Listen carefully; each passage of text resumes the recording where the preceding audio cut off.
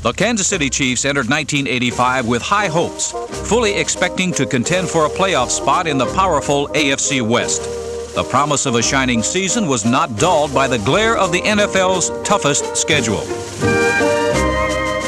And the Chiefs fired out of the starting block with a frenzy that made them the AFC's hottest team and suggested that their flame would burn brightly for a long time.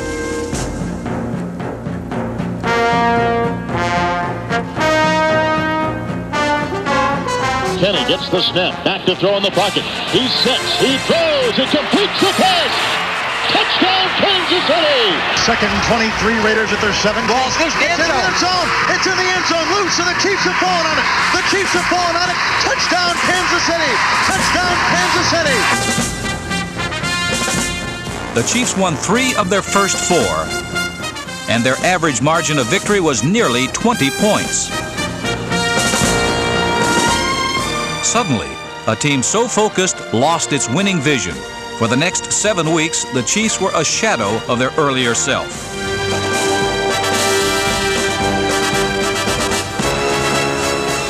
In each of those 7 games, victory somehow eluded the Chiefs. The promising start had given way to dashed dreams.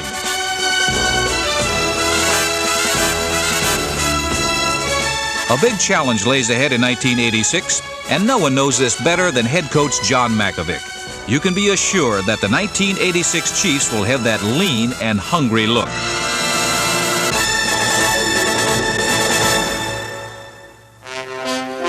In his 3 years as head coach, John Mackovic has shown that his fancy is passing. The Chiefs throw the ball as well as any team in the league. In Mackovic's offense, the quarterback is king, and the Chiefs boast 2 who have proved that they can start and win in the NFL.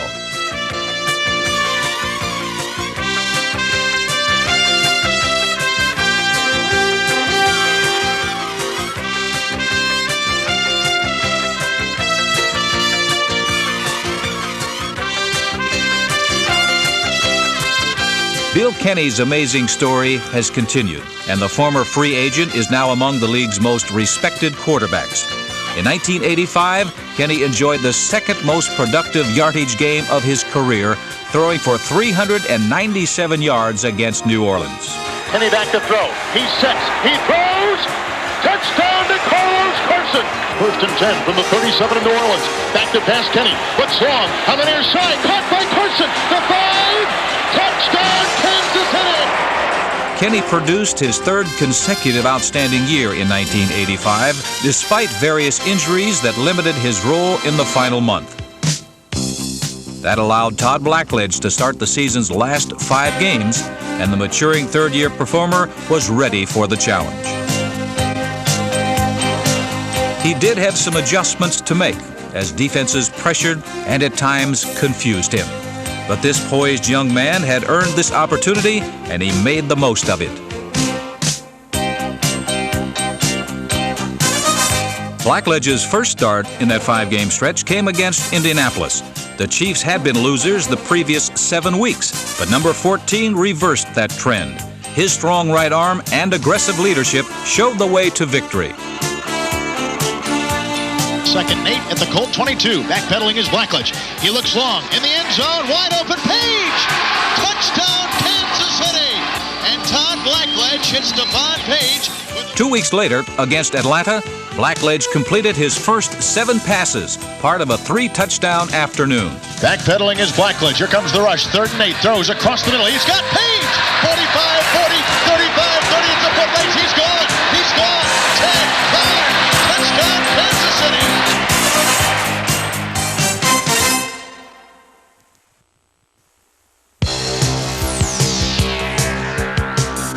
Since 1983, John Mackovic's first year, the Chiefs secondary has developed into one of the NFL's finest units.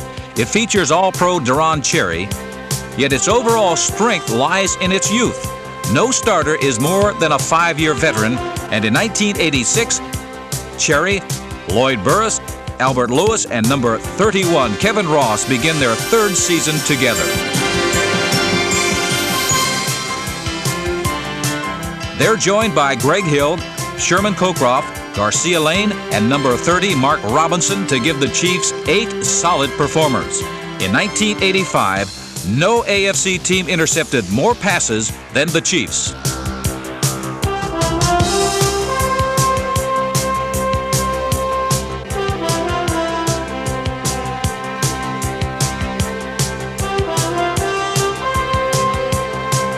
Burris, number 34, was voted the team's most valuable player, while the 5'9" Ross again proved that size is not the measure of this gritty cornerback.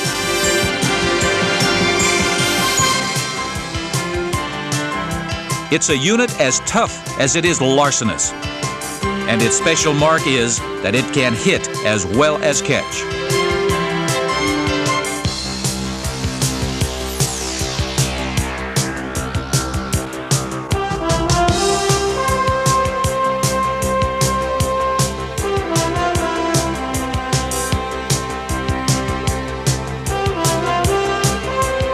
In 1985, Cherry, number 20, was the Chiefs' leading tackler, and he picked off 7 passes for the 3rd straight year. The result? A 3rd consecutive selection to the Pro Bowl.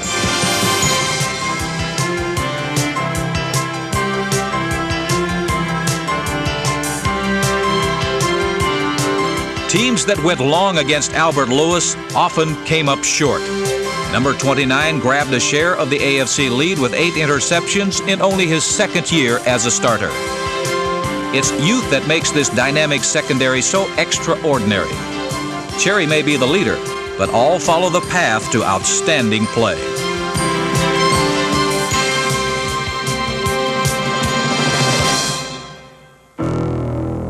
In the AFC West, pro football's most competitive division, the Chiefs have produced some chilling performances. Their cold stare has frozen many a division opponent, and in 1985 at Arrowhead, the Chiefs frosted both the Raiders and the Seahawks.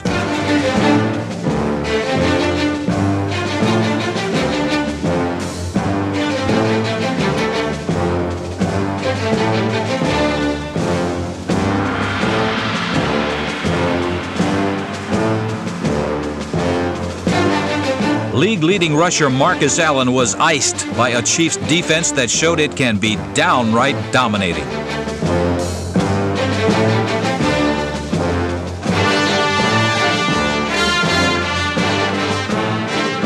Both the Raiders and Seattle suffered the same deadly fate as the defense first soaked and then scored against their rivals from the West Coast.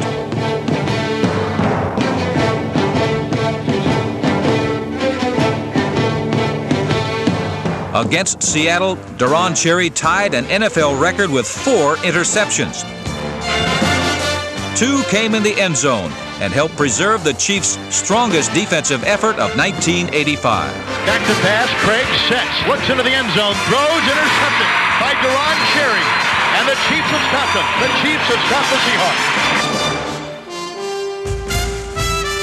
Defense was only one element of the winning formula. A potent passing game also overmatched both Seattle and the Raiders. The Chiefs not only defeated their AFC West rivals, they humbled them. Kenny surveys the 3-man defensive front. He's back to throw. He sets, he throws in the end zone. Touchdown, Stephon Page. The Chiefs lead 27-0. Lowry, the soccer-style specialist. There's the snap, a good one. The kick is up. It is long. It is good. Nick Lowry's 58-yard field goal was yet one more weapon in the Chiefs' weighty arsenal. Kenny back to throw. Here comes the rush. He looks in the end zone near side. Touchdown! The shotgun formation from the Seahawks 35. Kenny going long. Down about the 5. It is in the end zone to Page. Touchdown, Kansas City! Oh, my!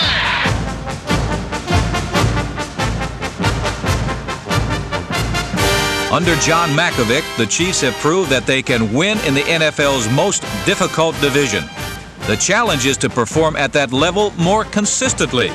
That will make this talented Chiefs team a championship contender.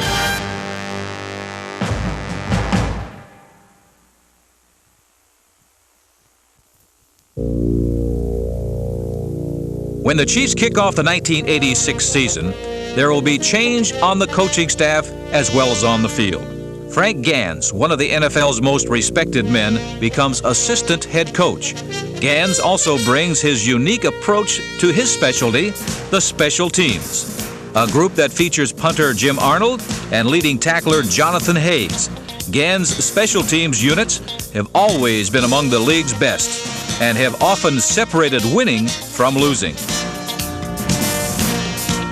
The powerful darting style of rookie kick returner Jeff Smith, number 42, earned the respect of the veterans, and for Smith, the Mack Lee Hill Award. On the receiving end of opponents' punts is number 41, Garcia Lane, the only Chief to return a punt last season when he brought back the third most in team history.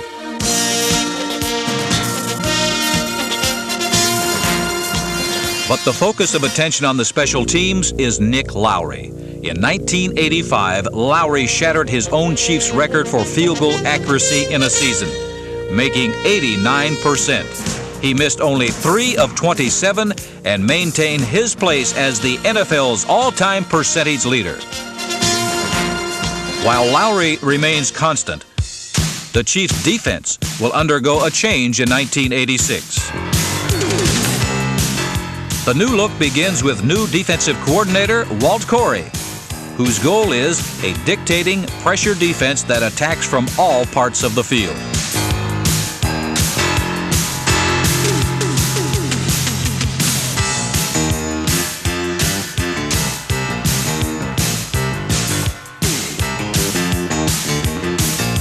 The nucleus for a good defense shows its presence in the likes of lineman Art Still and Bill Moss, linebackers Gary Spaney, Scott Radisick, and Calvin Daniels, and an all-star secondary.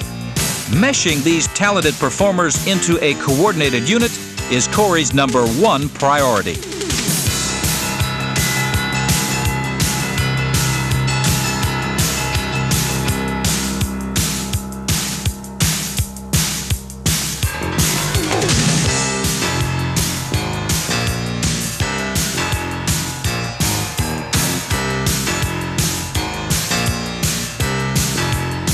When the Chiefs' defense takes the field in 1986, you can expect an aggressive unit that's daring in both design and execution.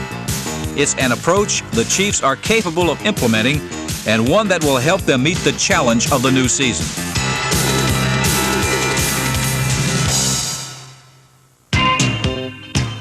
Perhaps the biggest challenge will face the offensive line. Veterans Bob Rush, David Lutz, Matt Herkenhoff, and Brad Buddy are solid performers, but competition will be fierce throughout training camp. There's no question that the 5 men who line up will reflect the fighting spirit of new line coach Carl Mock and will duel to the death to keep the Chiefs' offense soaring.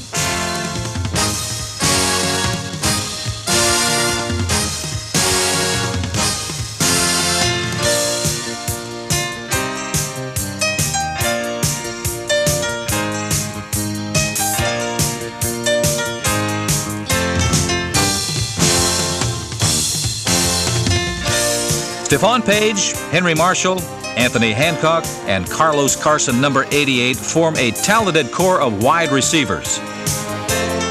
Steady, slick, and spectacular. The swift Carson again outdistanced defenders to record his 3rd straight outstanding year in 1985. He will be happy to see the return to health of his partner, Henry Marshall.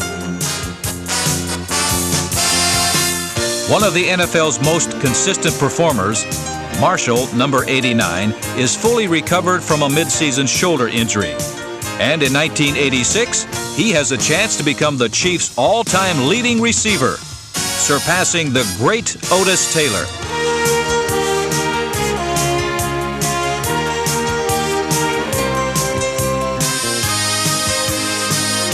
Number 82, Anthony Hancock, produced big plays as a situation receiver, while Walt Arnold, number 87, emerged as a solid tight end.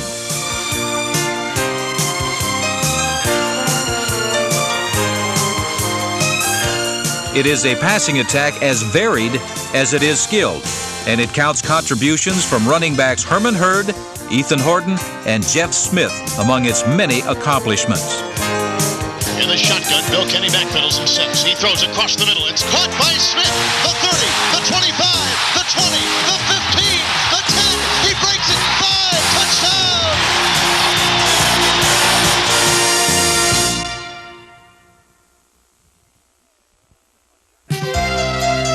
A shining season is the challenge that beckons the Chiefs and their fans.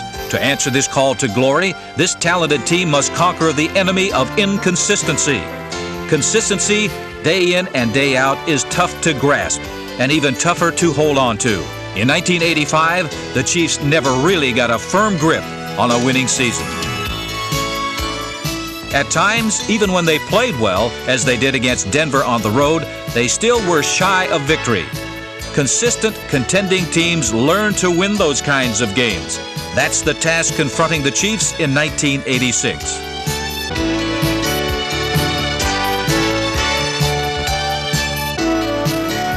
One obstacle that must be overcome is a running game that has not taken wing as hoped. The individuals are there, but the right combination has been as elusive as the running of Herman Hurd, number 44. Hurd has been the Chiefs' leading rusher the past 2 seasons and has made his greatest impact as a big play performer.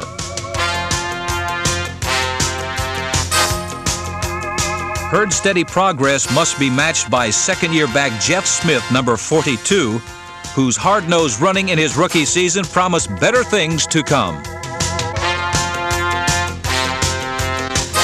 The key may well be Mike Pruitt. Pruitt, number 43, who was signed as a free agent midway through the 1985 season, is a tough, stubborn veteran of many 1,000-yard seasons, who has proved he can carry a ground game on his broad shoulders.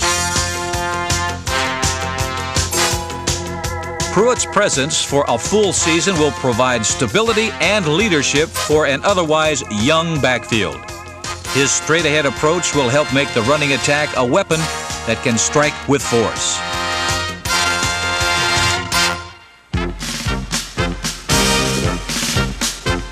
The nucleus for a winning team exists.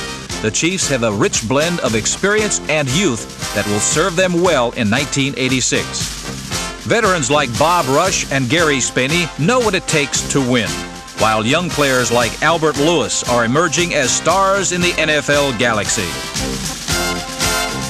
It's the young veterans who will take the Chiefs successfully into the future. Players like Bill Moss. In a year of injury and turmoil on the defensive line, Moss, number 63, was the anchor.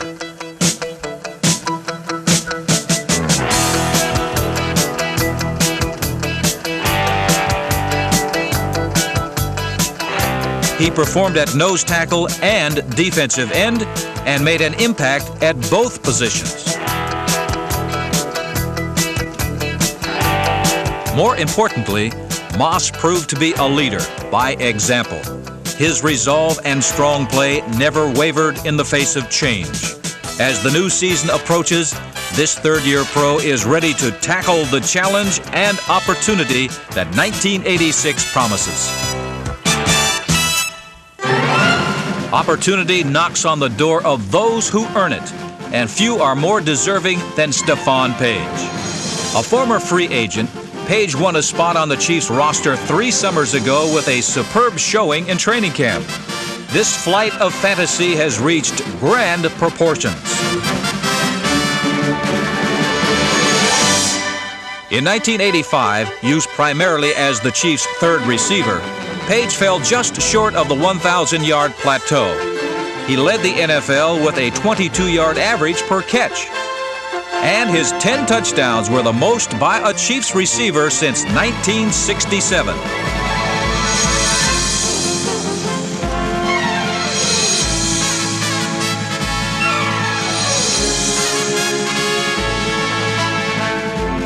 In his 3 years as a Chief, Page has been at his best in touchdown territory.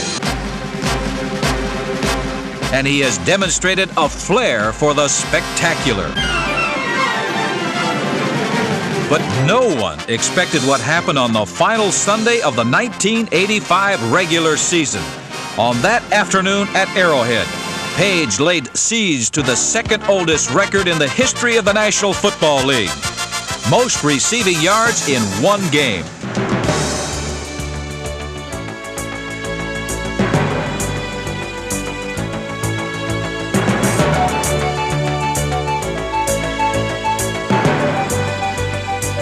First and 10, short drop back by Blackledge, throws to the far side. It's caught by Page at the 30. He's gone. 15, 10, 5, touchdown. Stephon Page high steps into the end zone. Third down and 12 from the Kansas City 16. Backpedaling is Kenny. Great time. Throws long. A spiral down the middle. Caught by Page. He's gone. 30, 25, 20, 10, 5. Touchdown. He had 154 yards on 4 receptions. Prior to that one, we're going to have to add it up. By halftime, Page had 258 yards, a new Chiefs standard. But a higher mountain remained to be scaled. I need 20 yards. I'm going to get 300. I'm going to get 300. I had To the surprise of this humble young man, history beckoned. No. Hey, no. Yeah. I'm going for it. Back to pass. Kenny throws There it is. outside. Caught by Page. He's got the record. Stephon Page with a gain of 11 has just set an all-time NFL single-game receiving record. In the record book with 309 receiving yards goes the name of Stephon Page, a player who accepts no limits to what can be accomplished.